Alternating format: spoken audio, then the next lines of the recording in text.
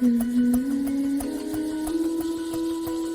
are many challenges a conflict or post-conflict environment can face. But with innovators, innovation spaces, and hubs in these regions, most of them have managed to combat some of these challenges. Join us on the Ask podcast as we discuss with these individuals on how they are creating positive impacts in their communities.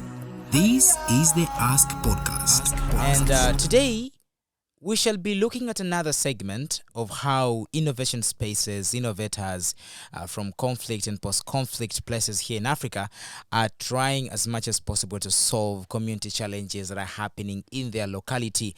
And just like a connection to what our previous episode was, we were trying to look at safety of people about in the case of information. So how some organization dealt with how they could actually handle misinformation. And today, it's actually not much from that, but we're looking in a situation that is a conflict or post-conflict environment where we have cases of impersonation online. We have cases of digital safety worries. How can we deal with that? Or how are other innovators dealing with such kind of situation in conflict and post-conflict environment?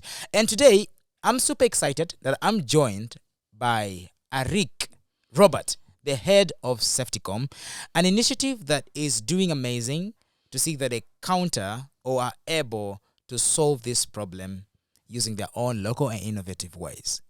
So you're welcome to the show, Robert. Thank you. Thanks Yes. for having me. Amazing. So could you tell us something about SafetyComm? What is SafetyComm? Okay, SafetyComm SafetyComm in full is safety communication. So it is an online platform that provide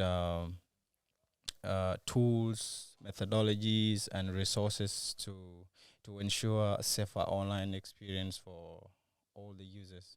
Yeah.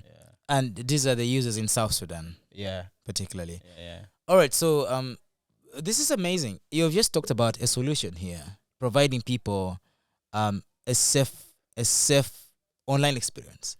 But what was the problem that this solution emanated from? The problem was as more people were getting connected to the internet in South Sudan, most people were like, the main place where most people go is social media, especially Facebook. So and then threat actors or bad guys decided to use this opportunity to mainly target public figures, government officials especially. They create accounts using the names of government officials, and then they start asking for money from different people. So, for example, if maybe assuming you are asked by maybe the vice president, any of the vice president, then they ask for a favor from you. Yeah, you wouldn't think twice. You're like, You'd be like, oh, I the want to vice president has just asked a favor from me. This Yeah. is, yeah. So, and people actually did not know that these are fake accounts that are actually impersonating them until like when they ask for the favor, you help, you give them money, and then you actually realize when you send the money, they block you. So then most people start realizing that, okay, this is really bad. And most of the time, like when you have sent your money, the money can't be recovered. So we decided to come with SafetyComm. We have a partnership with Facebook, actually. Yeah. So through that partnership, we do general content filtering online, including the one that the 211 check does. Yes. So if it is fake news, they can report it through the channel as well to take it down, so that it doesn't reach more people. Same thing to the fake accounts. When the account is fake, we remove it maybe before it reach more people, or maybe if someone has reported the account, that the account is sending them messages that are not supposed to be from that person. We check the account, then we remove the account as well. Okay. Yeah, so we're doing like cleaning. Cleaning, really cleaning. But now, as you're speaking concerning your solution here, which you've just spoken, I'm trying to look at at what point does your intervention come in here? Because you have this person who is going to fraud this person. Okay, we say an account of the vice president has been created. And then there's that innocent person who is online, has no idea that this is a fake president or the fake vice president coming to ask for money from me. Between the interaction of that victim and this fraud, where do you come in here? SafetyComm was started this year. Yes. Mainly started operating mainly in March or February there. So at first, we didn't know like who is the real account and who is not the real account. Yes. So and maybe one account could be there, maybe representing your name, Exactly. and it's only one account. So we might say, if we remove this account, we might be removing someone's authentic account. So we wait for indicators, and when the indicators come in, then maybe someone who is not so, who is very vigilant, will forward the message to us that these messages are coming from this person. I think they're not from him. Or maybe if a relative or someone who is close to the person that is being impersonated sees the account and he knows that you are not on Facebook, he will come and say, this account is fake. This person is not on Facebook. So that is how we started. But recently, we saw that more people were becoming victims as we wait. So what we did, I think it was in March at the same time as well. Yes. But we signed an MOU with National Communication Authority. They are supposed to have a SAT, but they don't have the SAT in place now. So most of this work we're doing is almost the work of the SAT. So the SAT is supposed to protect the public. So now the NCA helps us to identify, especially the government officials. So through NCA we can able to have communication with these people. We ask you, for example, if you're a government official, that is this your account? How many accounts? Which one of the accounts on Facebook is yours? So you tell us that. That is in person, go and ask. Or we communicate whatever mean we're using. So after you tell us that this is the real account, or I'm not on Facebook, we remove everything that is on Facebook. So that's what we're doing. Okay. This is amazing. So you kind of block the fake accounts after we delete you completely it's yes, deleted. Yes. Oh, this is amazing.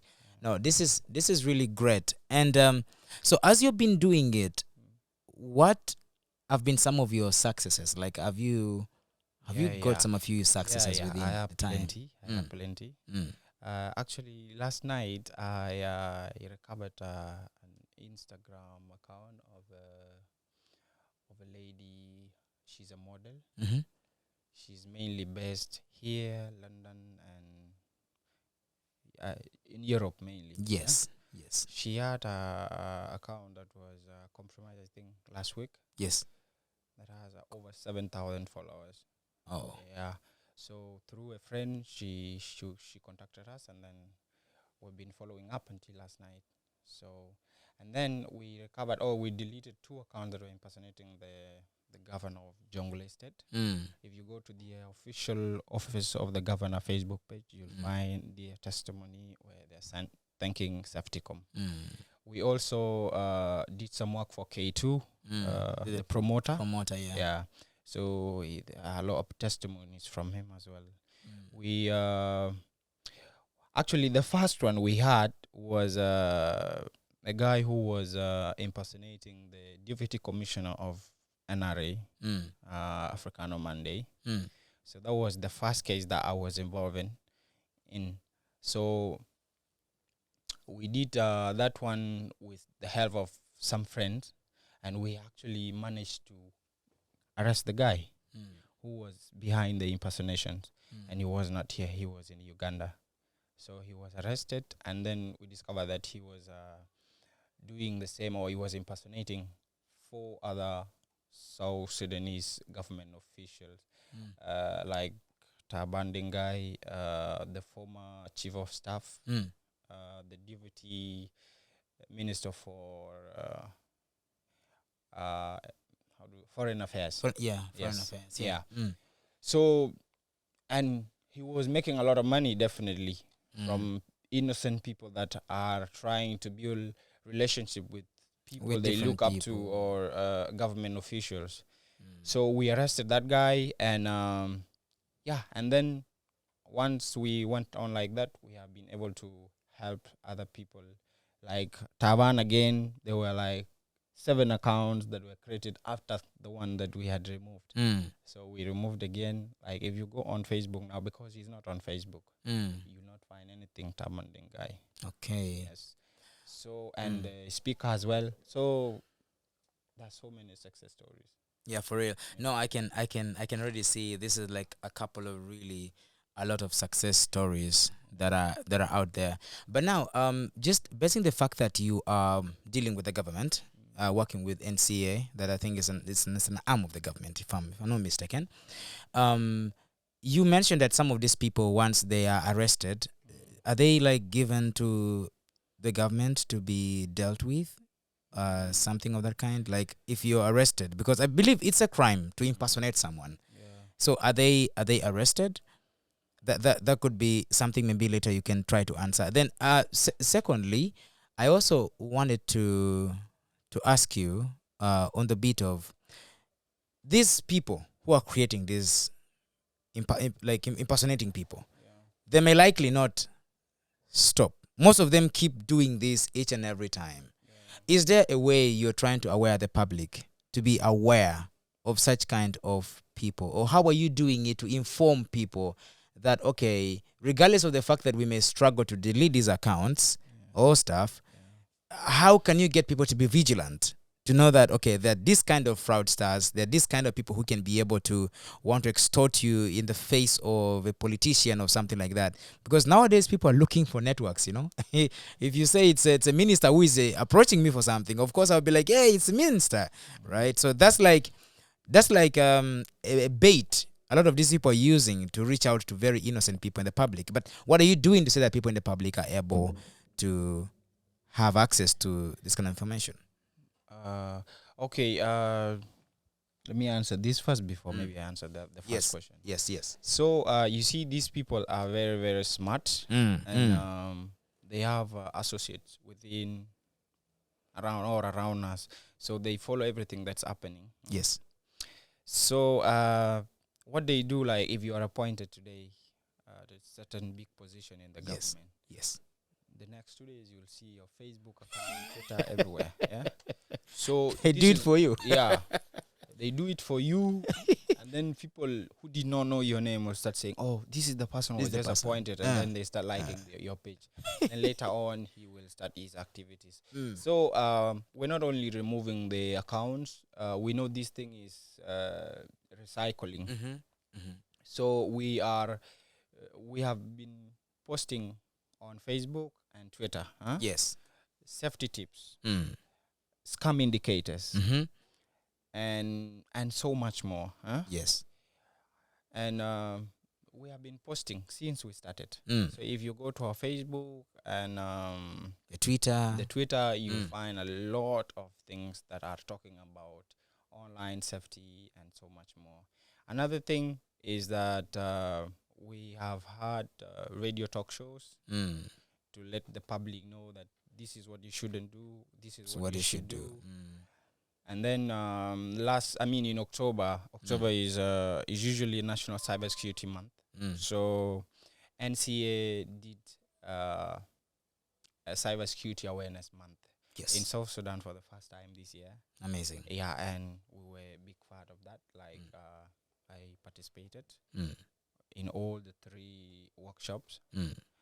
And I used that opportunity at all the time to let the public know let them know the threat landscape that is in South Sudan based on the work we've been doing, and what they should do to stay vigilant and avoid these things. You know, in cybersecurity mainly, even if you have we have a advanced technology that can solve that.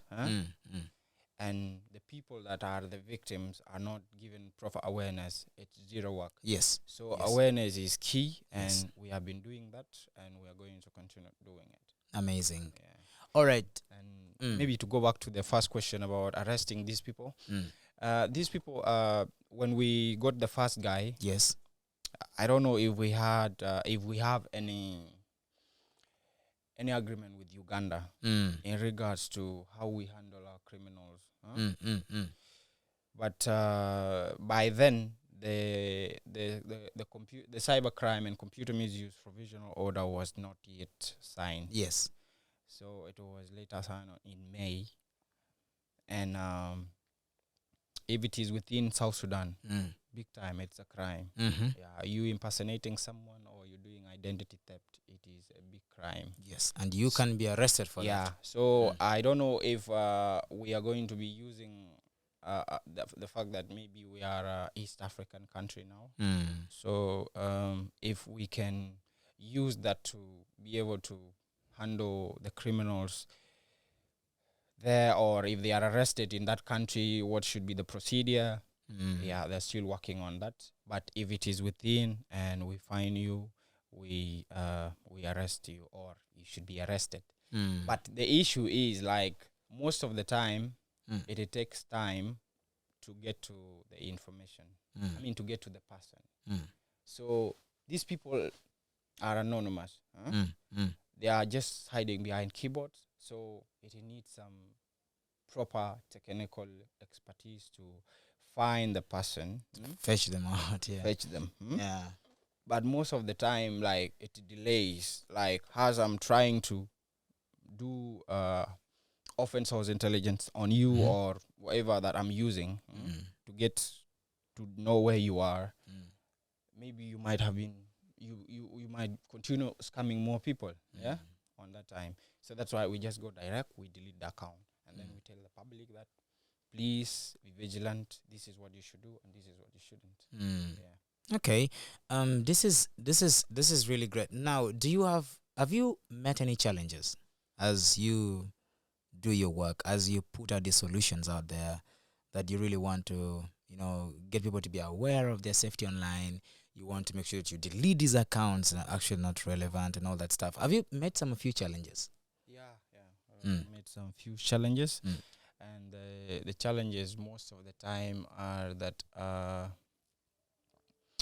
we're not supposed to be centered within only Juba.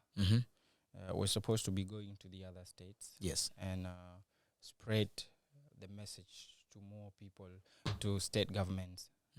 Tell them, if you want to connect to your people, this is what you should be doing, and this is how to stay safe there. So we have not been able to move outside Juba. Yes. That is one challenge because of financial reasons. So that is one challenge. Another challenge is that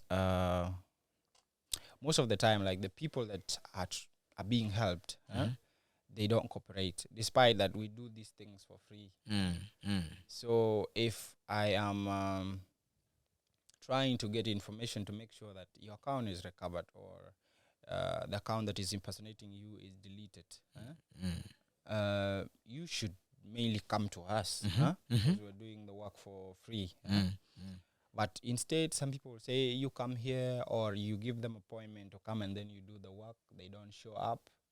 And then as the account is being taken over, most of the time it's not about you losing the money, but reputation matters. Yeah, a your lot, reputation, honestly. So if someone get into your account and started posting nudes, people will think that is you thinking Exactly, like that, exactly. Or you write things that are going to cause hate, conflicts. People will think that is you writing that. So even if you come back later and you explain to people, this is not me, not everyone will believe. Exactly. How did you allow that? So most of the time, like, we tell people, you know what, it's not about if you have lost money or not, but it's not good for someone to be in possession of your account, because your reputation matters. Yes. What if you have some things that are pretty confidential that you don't want anyone to know? Yeah. So that one is another challenge. Like, people hardly cooperate. Yeah. All right, this is, and I realize a lot of people sometimes you want to be helped, but they're like, okay, we don't get what's happening here and all that stuff. But yeah, one other last question, maybe second last, is around what do you want to see for SafetyComm? Like, what is your vision in 10 years from now or 5? What do you want to see for SafetyComm? Yeah, our slogan is Mm. safer online experience for Mhm. everyone. Mm-hmm. So we want to see SafetyComm. We don't want to see SafetyComm only in South Sudan. Yes. We want SafetyComm to be in other countries Mm-hmm. and doing the same thing. Amazing. And then we want to see SafetyComm not only concentrating on these cases of impersonation. Okay, although sometimes we've been talking about it, we want to ensure that there is proper awareness and so much involvement in online child protection. Yes. We want to also make sure that the online gender-based violence is also, Cyberbullying. yeah, And we're all massive that stuff. Yeah. part of that. We're actually part of that now because I forgot to tell you, we have been trying to. You see, maybe you've come across these videos, revenge porn, that are on rise, especially here in South Sudan. So we have had some few cases that were brought to us, but we usually do not like delete the video from people's phones. What we just do is that we delete it from Messenger. So if you send it to someone, it will not send, and if you keep doing it, Facebook will warn you. Will warn you, yeah, that you will be banned. for sure. So we just reduce the outreach of the video, and most of these videos, when they come through, people just forward them on Messenger. That's true. We forward them. That's true. So we've been doing that as well. Yeah, we've had Mm. cases, and there are some videos that we removed. So the only if they remain, maybe they remain on WhatsApp, and on WhatsApp it's a little bit hard for us because WhatsApp is end-to-end encrypted. Encrypted, yes. So like they can't see what is. Mhm. Yeah. So, and I've been on the platform, been creating awareness to tell the people this is what you should do. Do not do this. Your reputation matters, and so much more. Yeah. That's amazing. Maybe to someone who is listening to us now, or someone who is actually viewing us now, how would you want to tell this person lastly on how to be vigilant on their or on their online space, or maybe to be safe on their online space? Like, what are they? Have you identified some bait, some things that most of these fraud people want or use to reach people? Like, what kind of basic safety measures can you give to someone right now? Internet is really convenient. Yeah. We all love it, but if you are so much focused on, you just enjoy the conveniency, you might end up exchanging your personal information. Selling your personal information because of conveniency. So on social media mainly, you do not have to open links that were not sent to you by. Do not open any link that was sent to you. If, for example, I send you a link that is telling you to go to www.defyhead now, and I tell you to open it, you should just say no, and then you go and open Defyhead now From the website, from the browser yes. yourself. Leave the link. So avoid clicking links and avoid these third-party games. Like someone will tell you, see what will happen to you in 2020. Yeah, exactly. Yeah. So if I ask someone that, what do you think these people gain? Yeah, and most of the time, for you to see the result, you have to log in. So Facebook is not responsible for that. So you log in, and then they can go and sell your login credentials, and then someone who wants to start impersonating you can use those things. And then also avoid posting personal stuff.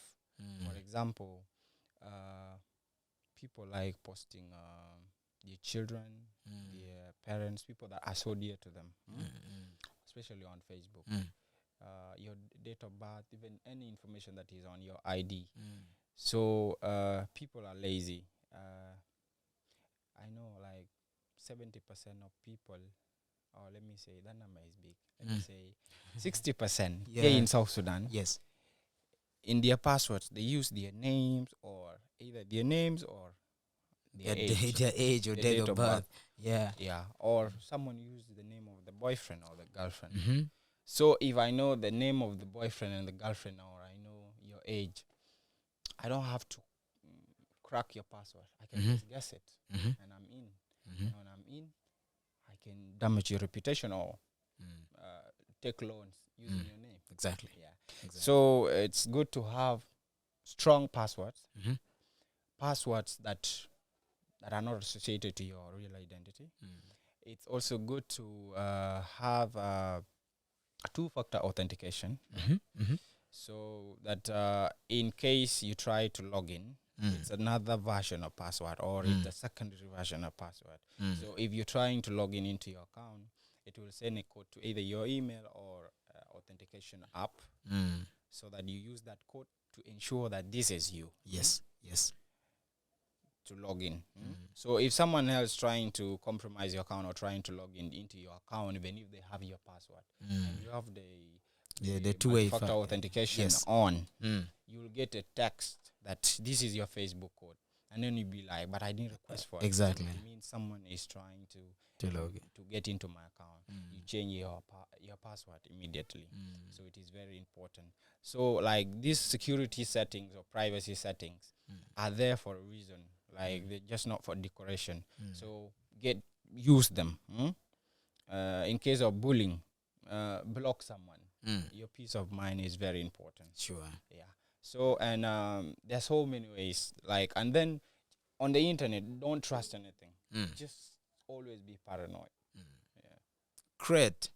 This is amazing, and this is really amazing work that you are doing then, helping the South Sudan community to be able to have a very safer and better online experience. So what if there's someone out there, as you've just said, you'd love to see SafetyComm in other countries, maybe in other post-conflict countries that are actually having this kind of scenario? How would you want people to contact SafetyComm? Do you have like a website, a Facebook or Twitter handle? How would you want Facebook to be contacted? SafetyComm to be contacted. Yeah, SafetyComm is on Facebook, SafetyComm South Sudan. Yes. And then we have our contact details there.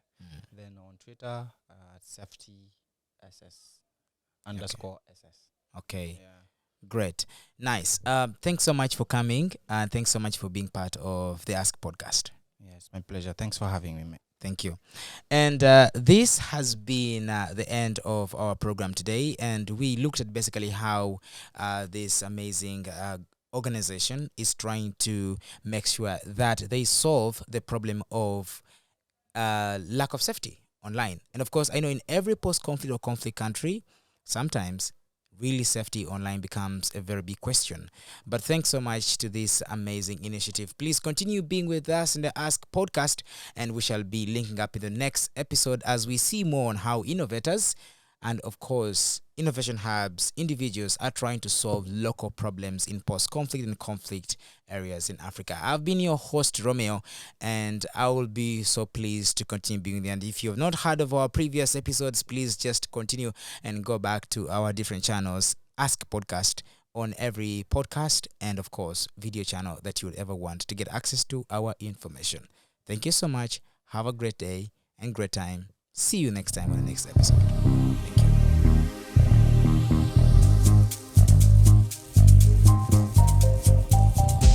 Welcome to the Ask Podcast, a podcast where we document the stories of innovators, innovation spaces, and hubs, creating positive impact and solving local community challenges in conflict and post-conflict areas of Africa.